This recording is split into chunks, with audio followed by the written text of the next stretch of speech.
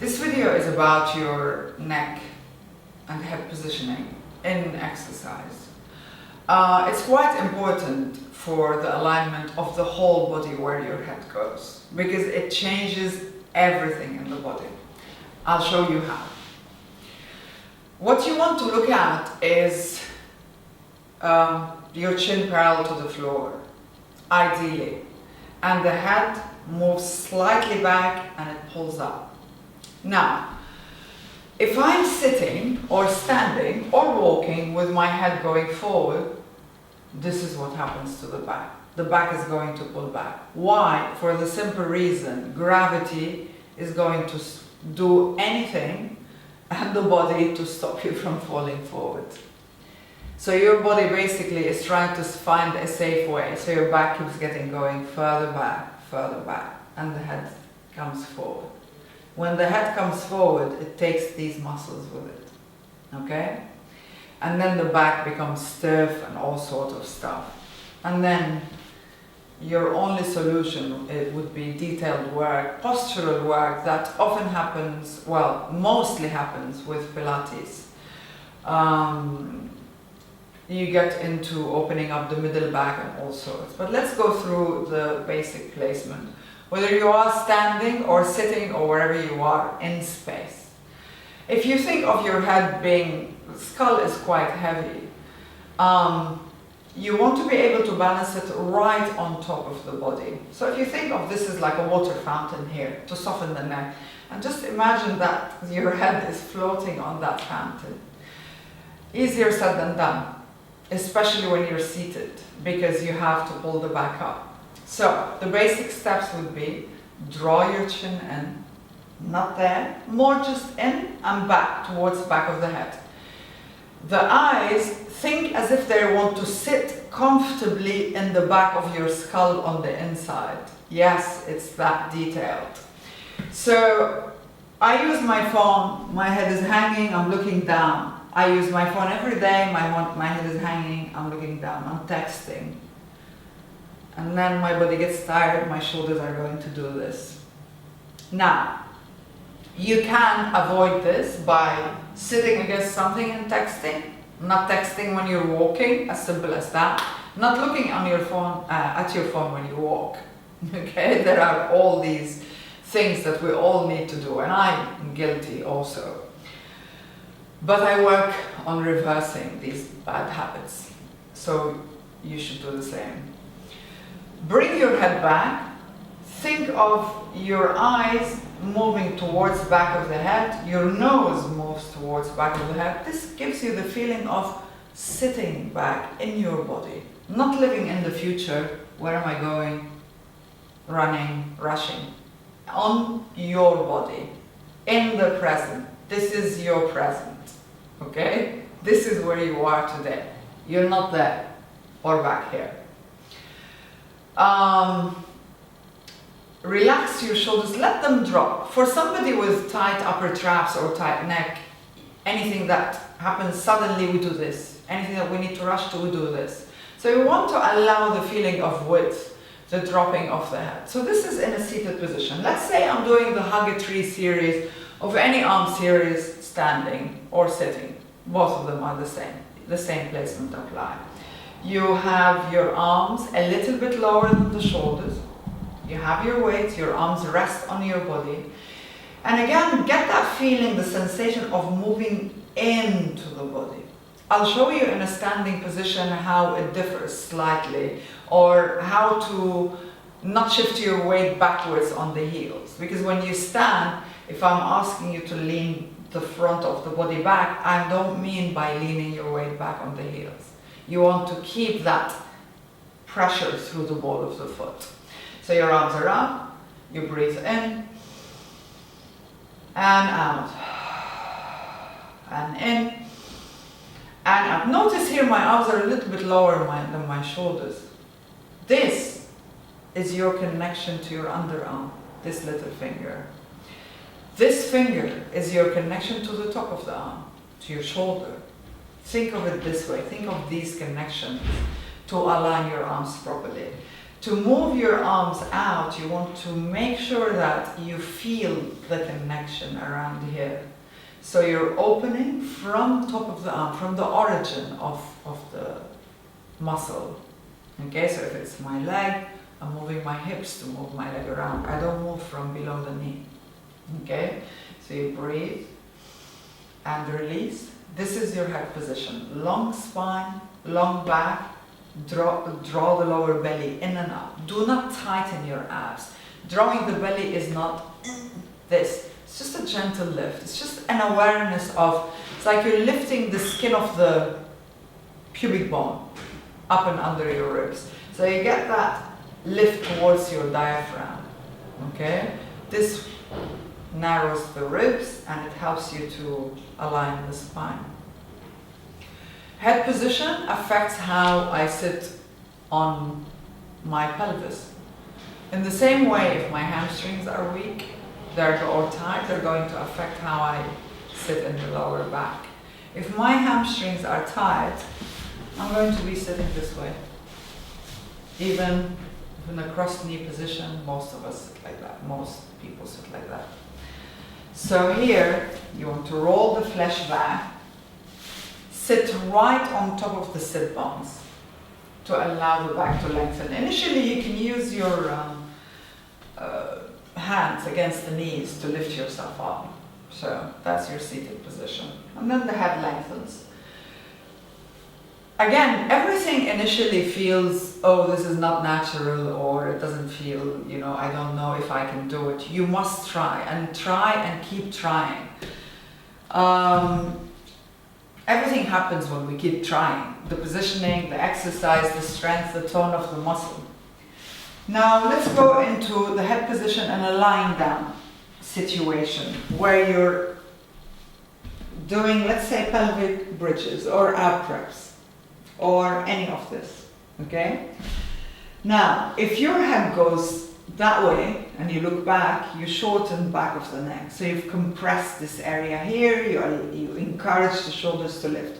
What you want is, again, that chin in, back of the neck long, your arms press on the floor, the chest naturally goes where it should be.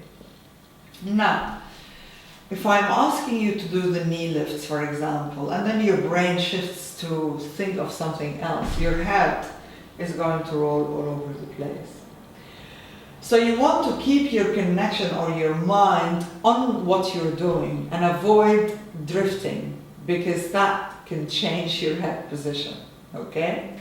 So, to elaborate on that point, if I'm looking to the front, my head is naturally there. The moment I turn my eyes to the side, my head is going to rotate, even if it's the slightest. You might even actually think that you didn't move, but your head has moved. So imagine doing this, and I'm asking you, do your arms, and this is how your head is.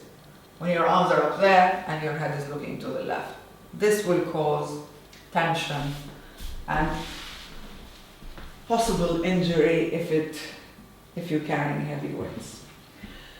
And a lying down position, arm work, chin in, open, close, up, down, whichever variation you're doing. Now, some might, in this lying down position, due to a kyphotic back or tension in the back, their head is going to do this naturally. So what you do, you bring a small pillow or a towel, you place it behind your head like this, and it gives you that nice feeling, and it just feels really good because it helps that elongation of back of the neck. Okay? There are workouts for bodies with kyphosis and lordosis and their placement, so they all happen in BodybyLab. So make sure you check that. Abs. Some of the positions, your hands are like this. In Pilates, your hands are layered. The hands press against each other, your elbows widen. The hands go where your neck and the head meet. Okay? So again, you're creating that base of support to your neck. So I'm not pushing from the neck forward. I want to lean my head back on my hands. Your elbows should be within your peripheral vision. Let's do a few ab preps to demonstrate. You take a breath in. Exhale, you curl forward from your ribs. 1, chest follows, head follows. Now, have a look at this and see how it is. I see it a lot in class. This. You can see the muscles of the neck, they even pop out. Add to it all of this stuff, you're inviting tension to the body. So, elbows within your peripheral vision, create that support, curl up, look to your belly. Curling forward ribs, chest, and then the head follows. It doesn't make your curl better if you're up here. We don't want that. We want to keep this long as we flex the body forward. Whatever repetitions you're doing, I'm moving from my ribs. I can do this, I can do that, all of this, but I'm not moving from my neck. I'm moving from the flexion of the rib cage. And a side lying position. When we're here, the hand is placed in this position under your ear. This is your base of support. You want to make sure that you're not rounding or looking at the TV there when you're listening to the workout video. You want to listen to something, to the news or whatever. Make sure that you don't change this. So your alignment here is head in line with your spine. Okay? Then, same thing.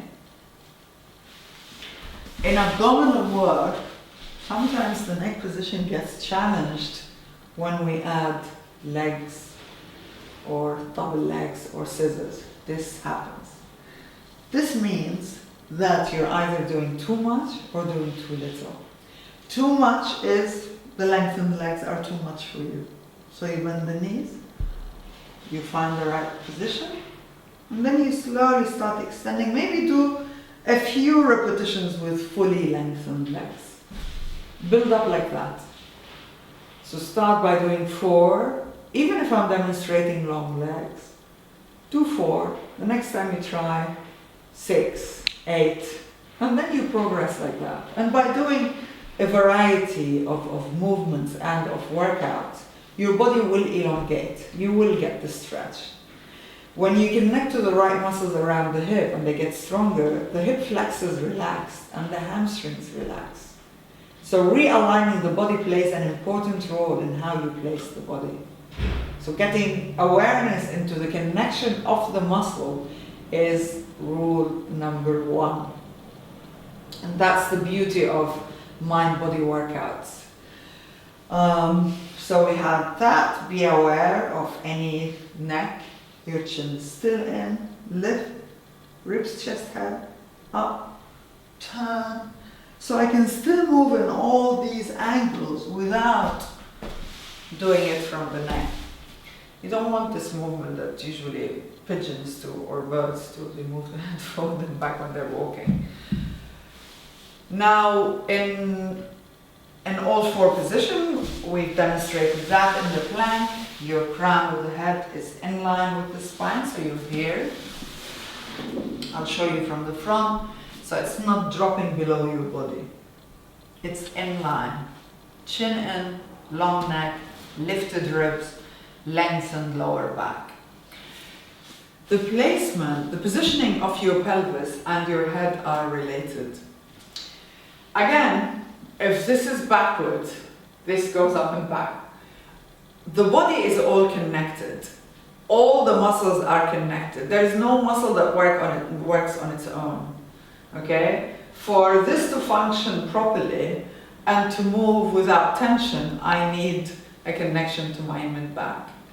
Same thing if I'm here. If I've rounded my lower back, the head and the upper back are going to round, which I demonstrated in the plank positioning. So keep your lower back lengthened, which again, for some people is challenging if they have a weak back or if they're recovering from an injury. I myself, when I had my knee injury, I used to round just to protect, so I don't put weight on the knee down. I remember myself doing that a lot. And then, you know, as my hips got stronger, my knee got stronger, the body started lengthening and it went where it should be.